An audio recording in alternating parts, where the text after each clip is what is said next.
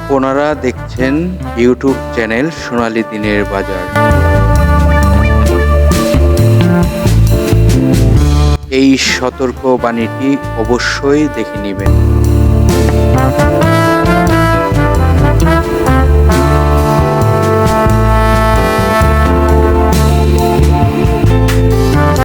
আসসালামু আলাইকুম সম্মানিত বিনিয়োগকারী ভাই ও বোনেরা।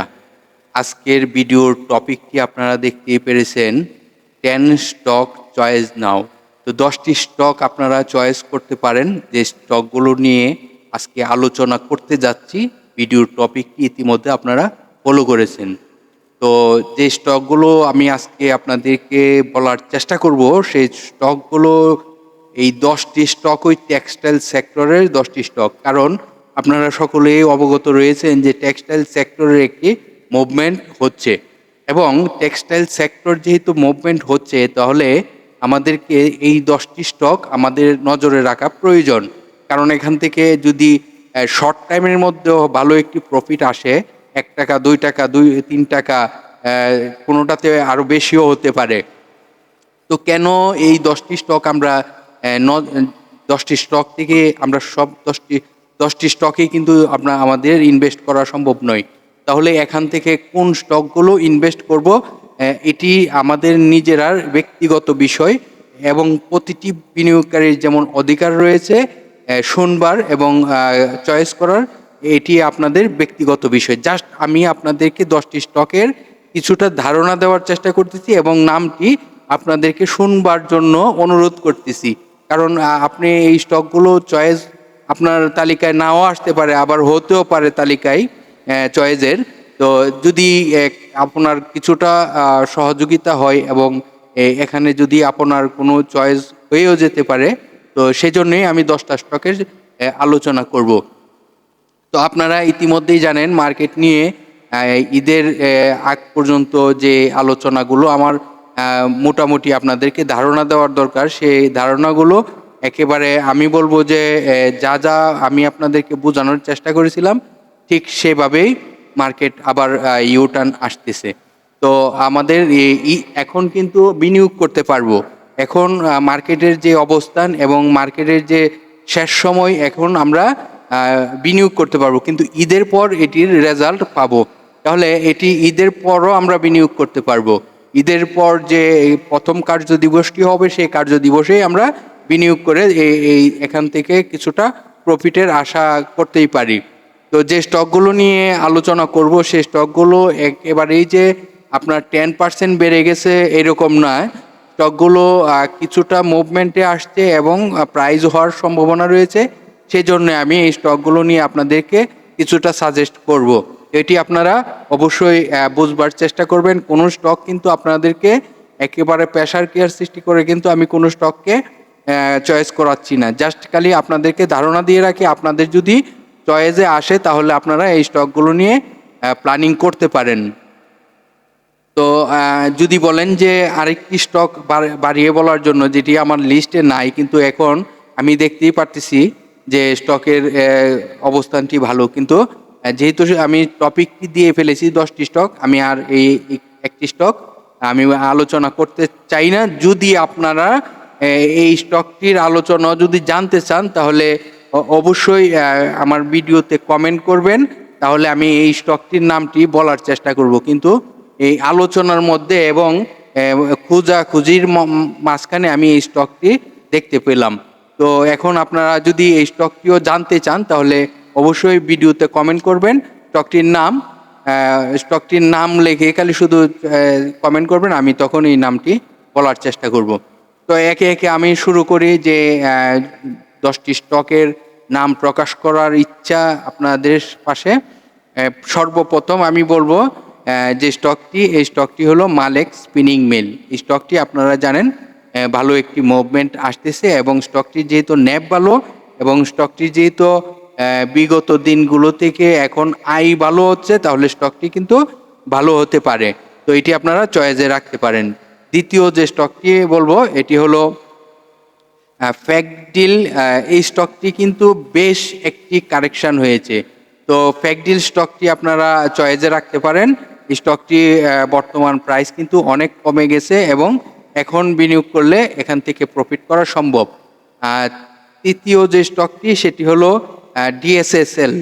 ডিএসএসএল হলো ড্রাগন সোয়েটার। এই প্রতিষ্ঠানটির প্রাইসটিও একেবারে অনেক প্রাইস কমে গেছে। এই স্টকটিও আপনারা চয়েসে আসতে পারে আপনাদের, এবং আপনারা চয়েস করতে পারেন। এখানে আমার মনে হচ্ছে যেহেতু ভলিউম ভালো হচ্ছে, প্রফিট হওয়া সম্ভব যদি আপনি ক্যালকুলেশন করে ক্রয় করতে পারেন, এবং আপনার যদি মনে করেন যে স্টকটি আপনার কাছে ভালো লেগেছে তাহলে নিতে পারেন।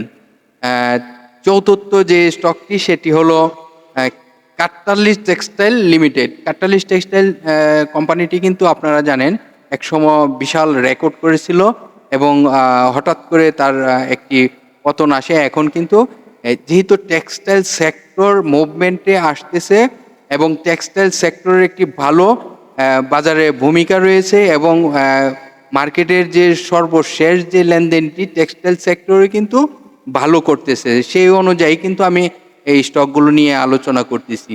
তো আপনাদের সাথে কথা বলছিলাম কাতালি টেক্সটাইল এই স্টকটি নিয়ে, KTL। তারপর যে স্টকটি নিয়ে আলোচনা করব, পঞ্চম যে স্টকটি, সেই স্টকটি হলো BFS ট্রেড।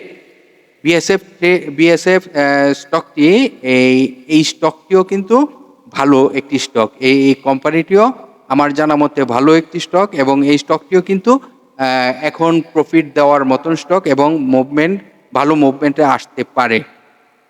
তারপর যে স্টকটি সেটি হলো তশরিফা ইন্ডাস্ট্রি।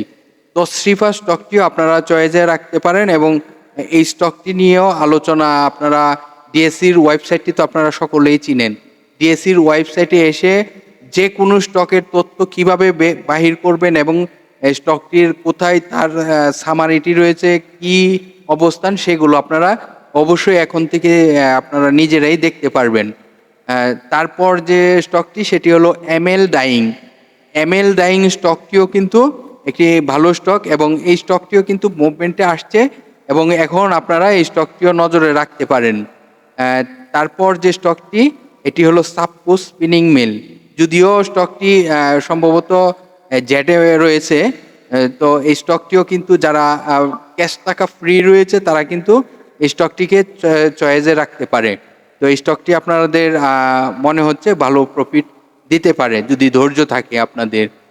তারপর যে স্টকটি নিয়ে কথা বলবো সেই স্টকটি হলো এসকে টিমস স্টকটি কিন্তু একটি গ্রুপ অফ কোম্পানি, এবং এই স্টকটির যা ইতিহাস আমি দেখতে পারলাম, এই যে গ্রুপগুলো তাদের কিন্তু অনেক পণ্য রয়েছে, এবং গার্মেন্টস অ্যাক্সেসরিজের যে পণ্যগুলো, গার্মেন্টস সেক্টরের কিন্তু প্রতিটি সেক্টরে কিন্তু এই পণ্যগুলো তাদের ক্রয় করতে হয়, এবং এই শর্তে আমি বলবো যে স্টকটি কিন্তু ভালো কিছু একসময় হবে, এবং এখন যদি আপনারা বিনিয়োগ করে ধৈর্য ধরতে পারেন স্টকটি কিন্তু আবারও ভালো একটি প্রফিট করতে পারবেন। তো স্টকটি আমার মনে হচ্ছে আপনারা কঠোরভাবে নজরে রাখতে পারেন, এবং স্টকটি ঘন ঘন এখন প্রফিট দিচ্ছে। স্টকটি নিয়ে আপনারা চিন্তা ভাবনা করতে পারবেন। একদম সর্বশেষ যে স্টকটি নিয়ে আলোচনা করতে যাচ্ছি সেই স্টকটি হলো মন্নু ফেব্রিজ যে স্টকটি, এই স্টকটিও কিন্তু এখন প্রফিট দেওয়ার মতন একটি স্টক হচ্ছে। তো এই যে 10টি স্টক এখন আপনারা নজরে রাখতে পারেন, এবং আপনাদের বিবেচনা যে কি করতে হবে এই 10টি স্টকের মধ্যে কোন স্টকগুলো আপনাদেরকে ভালো মনে হয় সেটি আপনারা চয়েস করে আপনারা এই নজরে রেখে ক্রয় বিক্রয়ের দায়িত্বটি আপনাদের। জাস্ট আমি আপনাদেরকে স্টকের এই 10টি স্টকের ধারণা দিয়ে থাকলাম, আর একটি স্টকের নাম আমি এখনো প্রকাশ করব না। যদি আপনারা জানবার ইচ্ছা হয় তাহলে আমাদের ভিডিওর কমেন্টে কমেন্ট করবেন, আমি এই নামটি প্রকাশ করার চেষ্টা করব। তারপর আপনাদের কাছে যে বিষয়গুলো আপনাদেরকে উল্লেখ করতে চাই, টেক্সটাইল সেক্টরটি তো মুভমেন্টে আসতেছে এবং দেখতেই পারতেছেন। তো আপনারা অবশ্যই যাদের হাতে যে স্টকগুলো রয়েছে, আমি জানি সবাই এখন লসে রয়েছেন। কোনো অবস্থাতে কোনো কারণবশতেই যে এই স্টকটি ছেড়ে আরেকটি স্টকে আমি চলে যাই, ডাইভার্ট হয়ে যাই, ওই স্টকে চলে গেলে মনে হয় যে আজকে যে 10টি স্টকের নাম শুনলাম এখান থেকে যদি একটি স্টকে আমি ডাইভার্ট হয়ে যাই তাহলে মনে হয় আমি প্রফিট করতে পারবো, এটি আপনি বোকামি করবেন। কারণ আপনার হাতে থাকা স্টকটিও কিন্তু এই আজকে না হোক কালকে, কালকে না হোক পরশু, আপনার একটু ধৈর্য ধরুন, আপনার হাতে থাকা স্টকটিও ভালো করবে। মার্কেট ভালো হলে আপনার হাতে থাকা স্টকটিও ভালো হবে। এই বোকামিটা কোনো অবস্থাতে করবেন না। যদি ক্যাশ টাকা থাকে তাহলে ক্রয় করবেন, আর না হয়তো কোনো অবস্থাতে ক্রয় করবেন না। যদি সম্ভব হয় যে স্টকগুলো আপনাদের 30% 40% মাইনাস হয়ে গেছে, এই স্টকগুলোই প্রায় প্রয়োজনে আবার ক্রয় করে এটারে আপনারা অ্যাভারেজ করে রাখেন। এটি হলো একটি বুদ্ধিমানের কাজ হবে আপনাদের। তো ধন্যবাদ সকল বিনিয়োগকারী ভাই বোনেদেরকে। যদি আপনাদের কাছে মনে হয় যে আমার আলোচনাগুলো ভালো এবং যদি মনে হয় যে না আপনাদের উপকারে আসবে, আশা করি অন্যদেরও উপকারের জন্য আপনি একটু সহযোগিতা করবেন। যেটি হলো বিভিন্ন সোশ্যাল মিডিয়া প্ল্যাটফর্মে আপনারা যুক্ত রয়েছেন, এই ছোট্ট একটি শেয়ার করে বিভিন্ন গ্রুপে আপনারা জানিয়ে দিতে পারলে অন্য হাজারো বিনিয়োগকারী জানতে পারবে এই তথ্যগুলো। তা আশা করি আপনার এই ছোট্ট একটি মহান কাজের জন্য হাজারো বিনিয়োগকারী আসতে পারে উপকারে। তো ভালো থাকেন, আল্লাহ হাফেজ। আগামীকাল আবার কথা হবে আপনাদের সাথে।